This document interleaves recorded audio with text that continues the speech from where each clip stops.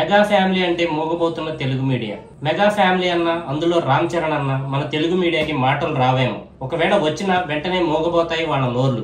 Banner item గా రాయాల్సిన వార్తని ఎక్కడో లోపలి పేజీల్లో కంటికి కనిపించినట్లుగా రాస్తారు. అదే నెగిటివ్ వార్త అయితే బ్యానర్ ఐటమ్ గా స్పేస్ తీసుకుని మరీ ప్రచురిస్తారు. మెగా ఫ్యామిలీకి మచ్చ ఏ విధంగా తేవాలా అని 1000 కాళ్లతో ఎదురు చూస్తూ ఉంటారు. కారణం ఏంటంటే తెలుగు మీడియా 2 వర్గాల చేతిలో బలంగా ఉండిపోయింది. వాళ్ళ వర్గానికి సంబంధించిన వ్యక్తులకు అంత సీన్ లేకపోయినా ఎంత మైలేజ్ ఇవ్వాలో అంతకు మించి ఇవ్వడానికి శాయశక్తులా కృషి చేస్తారు. ఇక అసలు విషయానికి వస్తే మేడం టుసాడ్స్. ఈ మధ్య ఈ పేరు ఎక్కువగానే వినపడుతుంది. మేడం టుసాడ్స్ 1835లో స్థాపించారు. Singapore, London, USA, Canada, India ఇలా ప్రపంచం మొత్తం కలిపి సుమారు 24 బ్రాంచ్లు ఉన్నాయి. మేడం టుసాడ్స్ లో ఎవరికి పడితే వాళ్ళ విగ్రహాలు పెట్టరు. చాలా పేరు ప్రఖ్యాతులు గడించిన వారివి మాత్రమే పెడతారు. భారతీయ నటుల మైనప విగ్రహం పెట్టడం అనేది చాలా అరుదు.